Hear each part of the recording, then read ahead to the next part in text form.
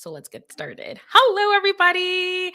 Hello, and welcome to another live session. I typically do these lives on Tuesdays. This is my third week, to be fair and honest, but I was really busy this week, so I pushed it to today, and I'm super excited. And I hope that you can make it, catch the replay, and be here. I'm streaming on Instagram. I'm also within our Women Who Podcast Facebook group. I'm on LinkedIn, also on our WC Podcasters YouTube channel. So today's topic is all about consistency.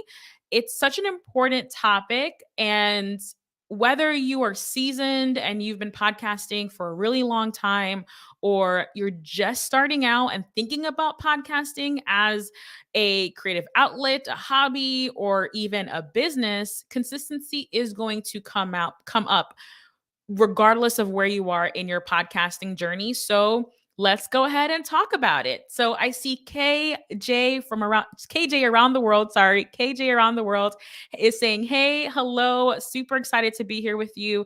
I'm here to answer questions. If you have any thoughts, comments, like let's talk about consistency. And if you have figured out something that has helped you, please share it. We're part of a community and we're all here to help each other and to support each other." So I'm pretty excited though, because this is my second live stream. We've talked about things to add to our calendars as podcasters. That was our first live stream 2 weeks ago. And then last week, I'm probably blanking at what we talked about. I forgot. Oh, actually, is collaboration. We talked about collaboration last week. So I'm really loving every week we come up with a different topic and we talk about it and cover it together. So I'm really grateful that you're here. And today's topic is consistency. So if you're new to me, I'm Danielle Desir Corbett. Hello. I am a travel podcaster and personal finance podcaster. I'm the host of the Thought Card podcast. I've been podcasting for 4.5 years now. I've been blogging for 7 years total. So I've been in the content creation space for a really long time. Reasons why I got into podcasting was a couple of selfish reasons.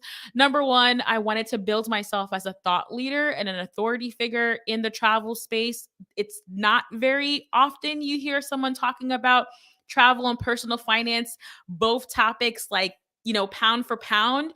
And that's what I wanted to be known for. And 4 years later, job is done. I love talking about travel and personal finance, written multiple books, but podcasting was and continues to be like how I've built my authority.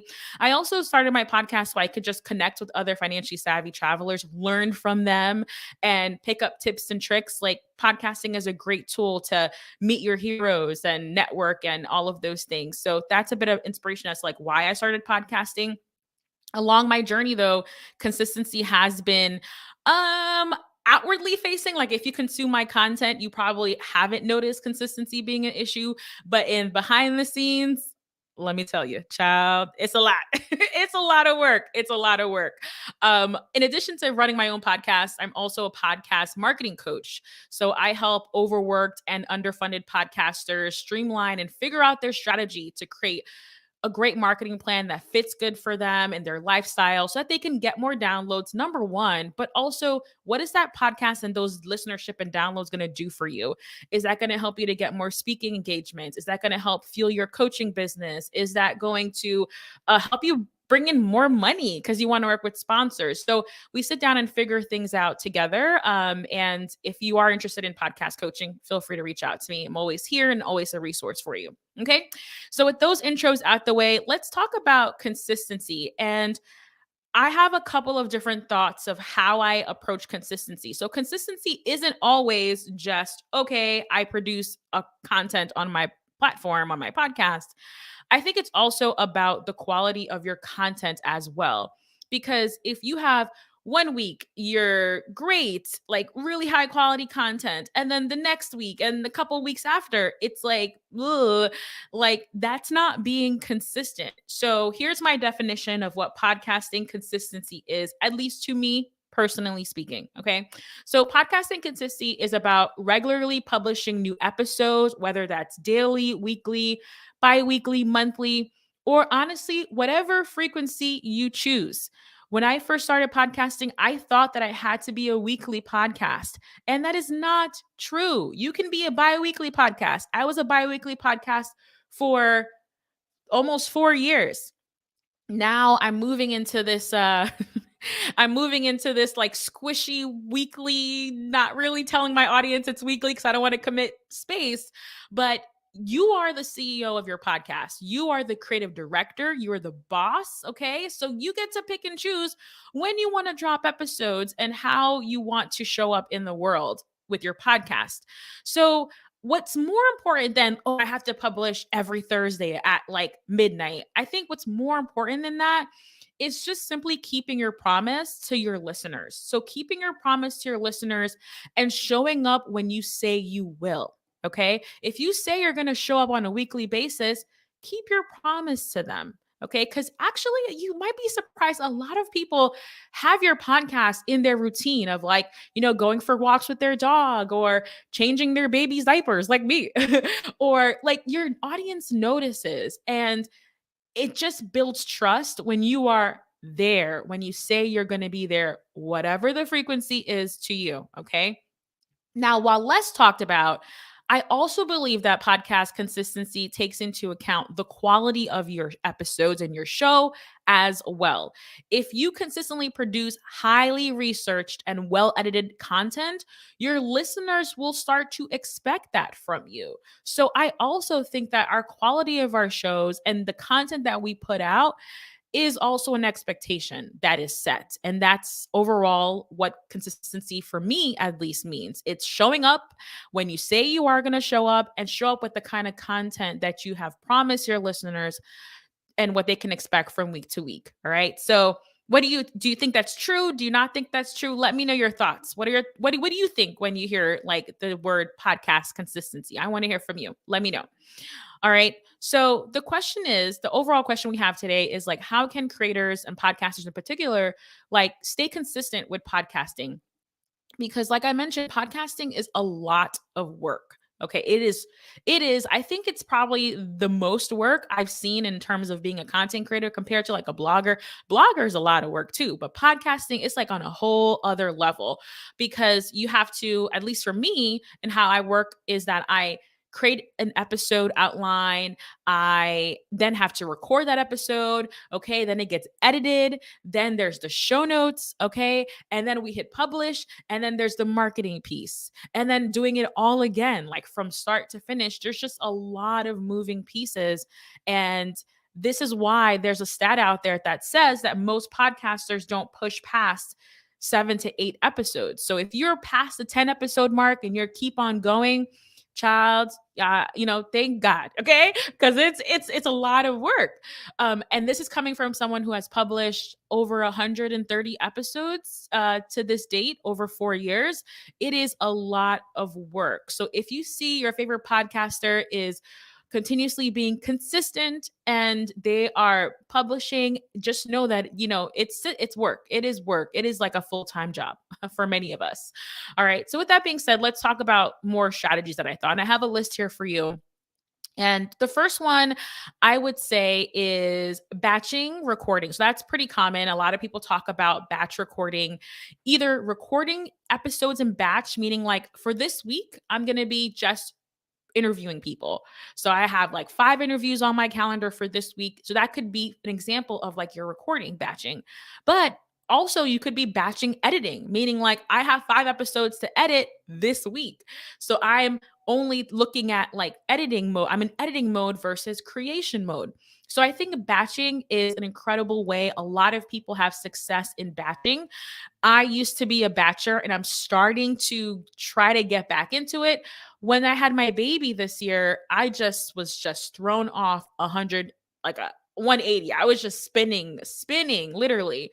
So I just haven't had a chance to get back into like, okay, let's, do all these things all at once.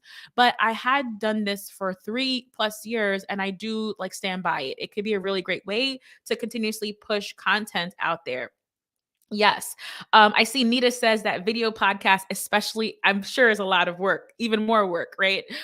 So number 2, in terms of suggestions for consistency is publishing less frequently. All right. Moving from a weekly show to a bi-weekly show, giving yourself that space to create and promote and to do all the things that you have to do with your show can actually be the thing that actually helps you to be more consistent, right? This is why I had a bi-weekly show for years, is because I needed the space to get all the things done in the background and just take a little bit of a break and not think about my podcast for a day. So, changing your frequency can be one of those things that can be that silver lining and that thing that literally can help you to continue to podcast and continue to be the voice and presence that you want to be. So, publishing less frequency is definitely on the list of things to do. You might also consider publishing shorter episodes, meaning if you publish an hour episode and it typically takes 3 times the amount of time of a raw episode file to edit. So for every 1 hour of podcast audio file, it typically takes folks 3 hours if we're not like super duper experts, right? Just like, regular people. It takes 3 times, 3 hours to edit a podcast episode. If this is slowing you down, if the editing is slowing you down, just cut it. cut like what you actually edit from your show. So don't nitpick at everything, meaning don't remove all the ums and the pauses, make it sound a little bit more natural. But you can also just say, you know what? From now on, I'm just going to record 30 minutes and that is it. The timer is on. We hit record. I said everything I had to say. I'm not long winded and we move forward. So, your shorter episodes can be a great way to be able to be consistent and produce high quality content. Another thing that you can do if you're like, I kind of want to do it, but I don't want to jip my audience from good content, go into your podcast, Apple Podcast Analytics, and you can see the duration of, on average, how long people are listening to your podcast. If you're producing an hour show and you go into Apple Podcast Connect and you only see people dropping off at 20 minutes, you cut your episodes to 20, 25 minutes because you are spending all this time creating content that people aren't listening to. Okay. So this could be a good opportunity to audit your work and see where are people dropping off? Why are people dropping off? Is it redundant? Is it just too much? Is it just too much? And that could help you to make a decision to cut your episodes. So on average, my podcast is on average 25 minutes on average. You could find that, I think through Apple Podcast Connect. I believe you can. But that wasn't the case in the beginning. 2-3 years ago, it was 45 minutes. I was pushing an hour because I felt like I had to be like everyone else. And it wasn't until I stepped into Medium, that I realized like I can say and have a banging show in 15 minutes and it will be listened to from start to finish and everyone's happy. I'm happy. They're happy as my listeners. It doesn't have to be long-winded. Lastly, last point here is that on average, the average podcast listener will listen to about 25 minutes as well. So in this podcasting space, look at these research studies that these entities and all these organizations are doing, because it will kind of help to inform you with the trends. If people are trending to more long form content and you see that it's actually getting results, cool. If you're noticing that people aren't actually listening and you're spending a lot of time on this content and you can't be as consistent as you want to, cut it down a little bit. Okay. Oh, hey, Ronnie says 100%, 100%. Thank you for that. I'm going to talk about seasonal in 1 second. So the question is from Nita is, what do you think about seasonal cadences? For me, they have a chronic illness and makes podcasting really difficult year round. Yes, seasonality is actually on this list that I was going to share with you, but let's talk about it. Seasons are a great opportunity for you to be consistent. You know that you'll have publishing 10, maybe to 12 episodes, and then you take a break. Then you just rest. Then you think and daydream about what your show could potentially look and sound like. So seasons, I think, are so important. And we need to be in the practice of taking breaks when we need it. And even if you plan it out, say, okay, after season 1 is 12 episodes, taking a 2-month break and not feeling guilty about it. Let's normalize taking guilt-free breaks from our shows. if that's something that you need and want. That's totally fine. For a long time, I was a seasonal show where I would publish about maybe 10 to 15 episodes, and then I would take a step back and take a break, especially in the summertime, because I noticed my listenership was dipping a little bit and I was just wanting to be out traveling. I'm a travel podcaster. Summer is the travel time. So I took a lot of seasonal breaks during that time. What I did notice when I took seasonal breaks for a couple of things is that number one, like I missed my podcast. I was like, oh my gosh, I missed my people. I miss talking. I miss creating content. So that missing like really made me fall back in love with my show, number one. And then number two, I just always had more creative ideas. I showed up rejuvenated and just ready to go. During my seasonal breaks, I would actually either like write books during that time. I would take breaks during that time. I would do guest appearance, a podcast tour on different podcasts as well. So that space away from your show can offer opportunities to do things behind the scenes and to get other things done, or just simply just take a break if you need it. All right. So Nita, I hope that gave you permission, because you can totally like take a break, do what you need to do, and come back when you're ready. And the one thing I would say with taking seasonal breaks is just to be mindful that let your audience know, like, hey, I'm taking a seasonal break and I plan to be back XYZ time. And then, like we talked about, keep your promises to your people. So come back when you say that you're going to come back, I think is important, right? So, yeah, you can be a super successful seasonal podcast, and there's nothing wrong with that. Here's my example. It's not a podcast, but it's a show. Game of Thrones. Game of Thrones took a hiatus for like, I don't even know. It took long enough where I, as a newbie, had a chance to binge from like season one all the way to like where we last left off. And when they republished, the last season was trash. But when they republished, like when they came out with the new season, their fan base was excited, right? Like we miss you. So it's okay to take a seasonal break if you have to. Plenty of different shows are successful with it. Again, you're the CEO. You can pick and decide and choose what you want to do with your show. All right. Okay, moving on to the next topic, the next consistency strategy. I say if you have a co host, let's talk about sharing responsibilities with your co host. Okay. I see a lot of podcasters who bear the brunt of like, I have co hosts or co hosts, but I do all things from like nuts to bolts of this podcast. And then when these clients come to me and I'm like, let's talk about shared responsibilities here. Let's talk about, whose strengths can we lean on and leverage here.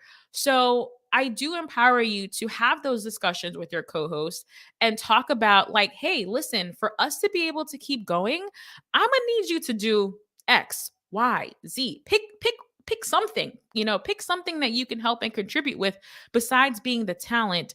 That's something I walk my clients through, because I notice it. Like, it is a big burden to just be 100% of everything being on you, and then you have your co-host who maybe actually has an interest in wanting to be more involved, but they just don't know how to do it. They don't know how to get started because you do everything and they feel confident in you. So these discussions, sharing responsibilities with your co-host, I think is another way that you can be consistent and show up when you say you want to show up. Hiring an editor, podcast manager, show notes writer, or virtual assistant is another way to be consistent. Let me tell you, I have had an editor for the last 2 years, and the quality of my content in terms of the audio and our ability to sound design is bar none. Okay. Bar none. Podcasting Creatives, if you want to check them out, is amazing. I love Allison and Steve. I love them. I really feel like they're part of my team, and they do all the things that I don't have the time, capacity, interest to do. And they create a better product at the end of the day than I could have ever done on my own. So if you're at the point where you're like, I'm ready to invest in my podcast, you may consider an editor, a manager, a podcast manager, a show notes writer. This is actually a big trend right now, is hiring people to do your SEO and all your show notes. Like, just take that away. Like, I want to have extra 3 hours back in my life. You can outsource that. even a VA, if you can train them up to do the things that you want them to do, can be something that you can offload to help you be more consistent. I am 100% more rejuvenated and consistent with my show because I have an editor with me, because I know that, okay, I can be the talent and they can make sure I sound amazing. Like, it's so funny how the raw file could be so choppy and it comes back flawless. So if you're at the point, I think the investment is definitely worth it.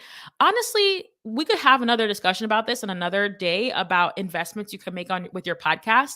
But honestly, most of the investments that you make with your podcast are going to pay off. Whether you're getting a coach, hiring a VA, or well, VA question mark. But if you're doing an editor, a podcast manager, a producer, like these are like skills that could save you time and help you produce a better product overall. All right. Another consistency topic, something to help you be more consistent, I think is joining communities, podcasting communities that have an accountability feature or that have like learning aspects. So, for example, Women of Color Podcasters, I'm the founder of that community.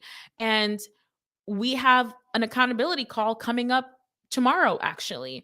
And that allows us to be able to connect with other podcasters, commiserate, cheer each other on, be there for each other. And that honestly does help with consistency because you're feeling like you're not alone. Right. It's so much different where you are, on social media talking about podcasting versus like on a Zoom call or like at a conference or at a summit talking about podcasting. So finding your tribe, having an accountability buddy or accountability groups are just, I think, incredible. And I do credit them to my success as a podcaster. I see so many people who are able to grow over time because of that community factor. So there are lots of great communities. Women of Color Podcasters is one. We have She Podcast. We have Black Podcasters Association is another one. There are tons of Facebook groups that you can join. Women Who Podcast. I'm also the voice behind that community as well on Facebook. So there's just a lot of opportunities for you to get plugged in and have people to cheer you on and be there for you overall. Okay. Let's see. I think I covered all the pieces. Let's see. Oh, the last thing I have to say, the last thing I have for you, the last strategy is focusing on long-term marketing for your show and growth strategies that are long-term focused. This is a game changer. What would it look like if you did not post on social media for like 2 months? Continuously publish your podcast and you're getting your downloads, your listens, people finding your show, people booking consulting calls with you, people inviting you to press trips and doing all the things without you actually having to promote your show on social media. What would that look like? It's true. You know why? How I know? Because I do that. That's me. Like I focus on long-term marketing strategies. I don't post about my show very often. Like very rarely I post about it on social media because guess what? The ROI isn't there. I rather post about things I'm working on or like start conversations with people and like make one-on-one connections with people versus, oh, go listen to my episode because they're probably not. I've done this for so long that social media does not actually move the needle forward with your podcast growth. Thinking about your long-term marketing, like focusing on search engine optimization, which is what I focus on with with my podcast coaching clients. I focus on like SEO because that's long term. I can literally be on a beach vacationing and people will find me and interact with me, whether that's my show or one of my products. Like SEO is just so powerful and it allows you to not have to do these low ROI activities. So if that's one thing I always tell folks to leave with is start learning SEO like ASAP because it is a game changer. And social media can be fun again. Like we can actually use it to connect and be social and share our thoughts and ideas without us having to not see the results of promotion on social. All right. So I I think that's all that I have for you. Any Nita says, so important. Thank you. Thank you so much. Let's see what's going on over on the Facebook group here. Let's see some comments. So a Facebook user says, definitely think of publishing first, but I have noticed when quality changes occur, the shows I watch. Ooh, okay. So pretty much this user is saying that they noticed that when the quality of the show has changed, they noticed, which is important, right? It's important to notice, like your audience notices. Here's a story I have to tell you. So I recently decided for 2023 that I'm going to move to this like quasi weekly show and not really tell my audience because I don't want to commit. Like I have commitment issues, y'all. I do. I really do. And I'm moving to this quasi weekly, meaning when I can do it, we're doing it. When I can't, we can't. But at a minimum, it's bi-weekly at a minimum. With that being said, though, I just tweeted off like on Twitter the other day. I was like, I wonder if any of my listeners noticed me moving to weekly. I didn't hear anything for like 24 hours. I come back on Twitter and I had two of my audience members. They were like, "Yeah, we noticed. Yeah, we noticed." I was like, "Woo!" I was trying to be sneaky and like do a little switch up without telling them I'm switching it up. But your people notice, like your true fans, and those people I feel like are my true fans. Shout out to Tony. I appreciate you, Tony, for always like supporting everything I do. But like your true fans notice. So if your quality changes, if you're moving like haphazardly and you're not consistent, your people will notice. Even if they don't reach out, they will notice. So thank you for that insight. And I appreciate that. Tiara says that they had cut their episodes from 55 minutes to 30 minutes, and it has been so helpful for their process. Preach, listen.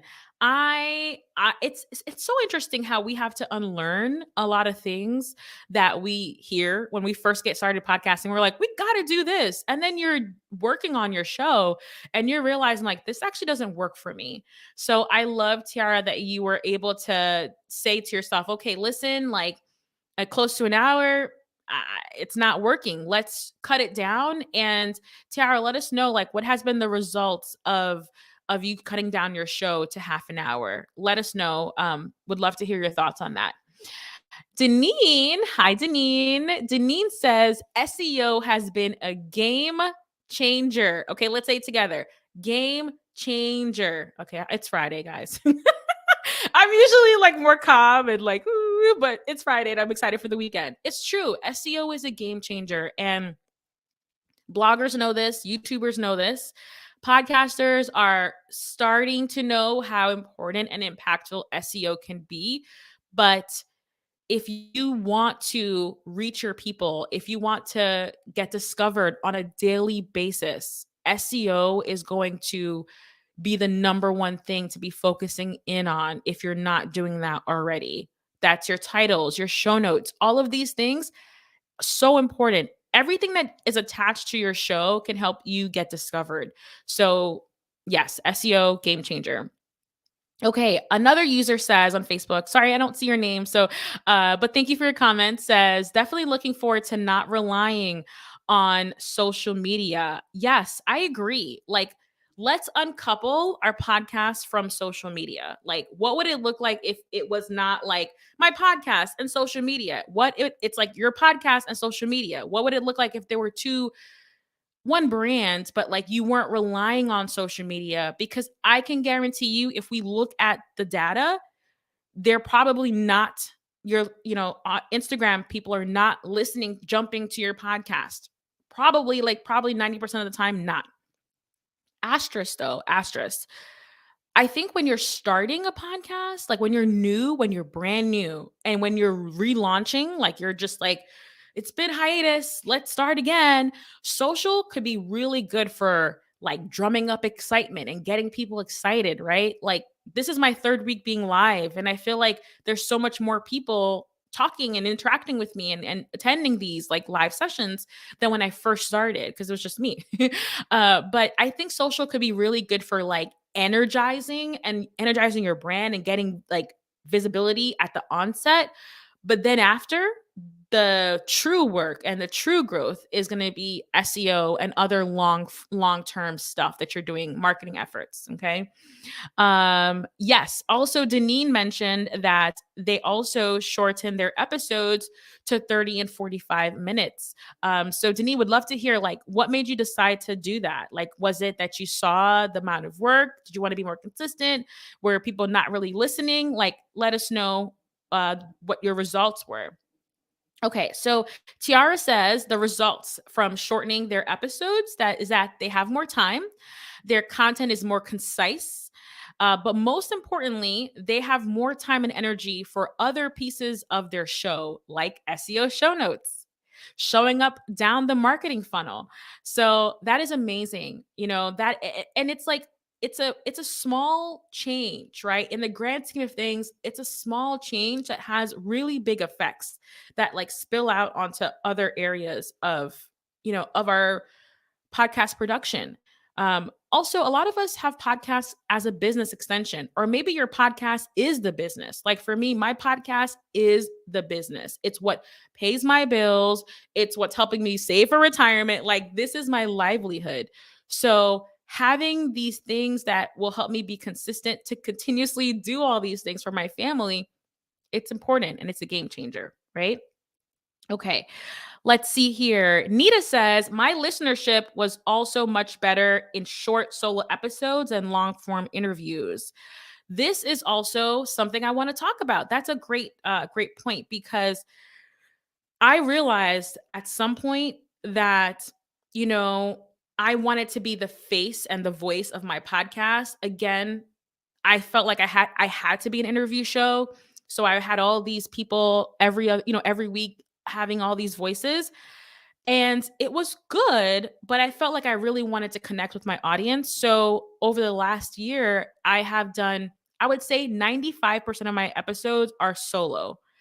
And this has been strategic. Number one, because I wanted to, again, share my thoughts and ideas. Like, I want to share why I'm here and why I'm so passionate about all these different topics. But also, it was for the consistency. At the time, last year, this time I was pregnant and I still wanted to be consistent. And I knew that I don't have the capacity to be on someone else's schedule. And so I knew solo episodes was what I wanted to do, like you said, Nita. And it has also been a game changer for me. I have been consistent. I can just share more of my thoughts.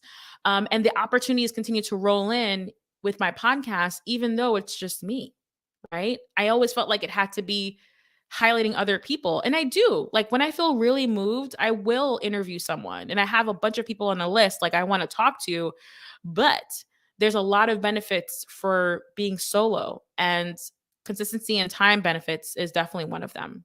Okay?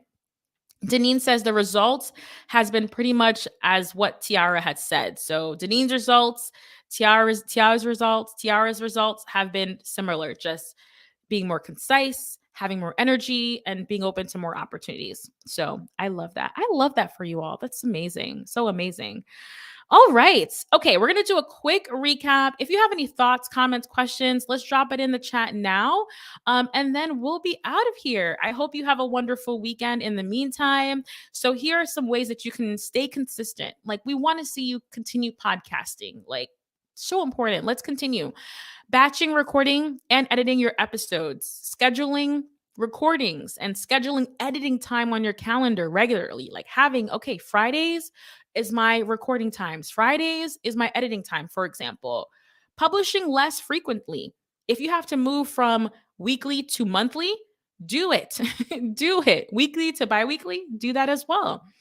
Publishing shorter episodes, as Tiara and some other folks have said, Deneen also, me as well, great examples. Publish shorter episodes to continue to be able to produce content. Outsourcing, hiring an editor, a podcast manager, a show notes writer, a virtual assistant. These are all great resources to help you save time and improve the quality of your work. If you have a co-host, have a sit down with them and say, listen, let's talk about responsibilities and expectations. For us to keep going, we have to have these honest talks about what are your strengths? What are the things that you can do, what I can do? So talking to your co-host is always a good practice. Taking seasonal breaks, take your break if you need it. It's not going to impact your show as like you think it's people are not going to ghost you. They're not going to unsubscribe from your feed because you took a break. I think a lot of listeners honor that. They honor the space and the creativity it takes to be podcasters. And they want you to continue overall in the long term. So take a break. Your audience will be there when you get back. Also, focusing on your long-term marketing strategies. So, what do I need to do today that what people will continue to see my show from years from now, months from now? What do I have to do today? Most likely posting that reel on Instagram is not going to make a big dent a year from now. It's just not how it's built. So just think about how can you go beyond like this like short stuff to more long-term focus. And then lastly, joining accountability groups, podcasting meetups, podcasting communities like Women of Color or Women Who Podcast or Want to, and so many other ones could just be there to just encourage you and for you to not feel alone. I think is so, so, so important, right? Oh, Kareen. Hi, Kareen. Let's see. This was really good for me to listen to. I was speaking to a friend about figuring out how to be consistent when I returned to podcasting. So this was very beneficial for me. Yes, I hope it like lit a fire in you and just thinking about how can we continue to be podcasters? How can we continue to podcast? I think I love podcasting. It's been such a life-changing like tool, life-changing craft. And I hope my life never is without podcast, but I know what it takes to actually continue doing this craft. So I have to be mindful of that. Hi, Shamiko. Oh, okay. Thank you. It says Facebook user here. So, hi, Shamiko. I'm glad you shared your revelations about what consistency means to you and how having a baby impacted your ability to podcast. I had some of the same revelations about what works for me versus doing what everyone else is doing. Glad I tuned in. Sorry, I butchered that. I'm so sorry. But it's so true. Like, even listening to me right now, I am just another indie podcaster. I'm not like, don't put me on a pedestal. I'm just here sharing insights and having a conversation with you. But I do think a lot of us when we enter podcasting and even along the way, we kind of feel like we have to do things as someone said it versus listening to someone if you so choose and cherry picking what you want to take from that, right? I think that's so important. Also, when people are sharing like advice, this isn't like one-on-one advice. Like if I was sitting with you and we're doing a coaching call together, it would be more tailored to your specific situation and your interest and all of that. But like when folks are just giving blanket advice, I think it's important to be like, "Oh, that's cool." And then see something, do you want to implement it? Was it just a good aha moment? Do you just want to, scribble it down for the future and later? Because you don't know where that advice is coming from and if it's a right fit for you. So I always put an asterisk on all these things, but it's very true. Having a baby last year, and he's almost one, I can't believe it, has been a game changer. And it forced me to think differently and strategically about what consistency looks like. And it was hard. It was so hard. And to this day, I'm still not the same way. I like the back end is not the same way like it used to be before pre-baby. But that's okay because I'm adapting, I'm evolving, I'm nimble, right? So things change. It's all about figuring out what your groove is so that you can continue to do the thing. So thank you, Shamiko. That was so great. So wonderful. All right. That's all I have for you all today. Thank you so much for coming today. I know it's not our Tuesdays, but from time to time, we may have to switch to Fridays based on my schedule. But let me know what topics you would want to talk about next. Let me know. I am thinking two things. Number one, I'm thinking about like things I'm excited about. Like I have a newsletter. Let me know if you want to join. It's a personal podcasting newsletter, podcast marketing newsletter. And I'm actually writing it right now. And I'm sharing in my newsletter like the things I'm excited about, like YouTube shorts. I'm super excited about YouTube shorts right now. So we could talk about things like that if you're interested in like emerging things, like things I see down the pike and what's exciting to me that we could apply today to grow our shows. Or I was also thinking about like what to look for, like when hiring a podcast coach. If you're thinking about hiring a podcast coach, that could be something else. But either way, I'll figure something out and it'll be on your calendar or, wherever you connect with me.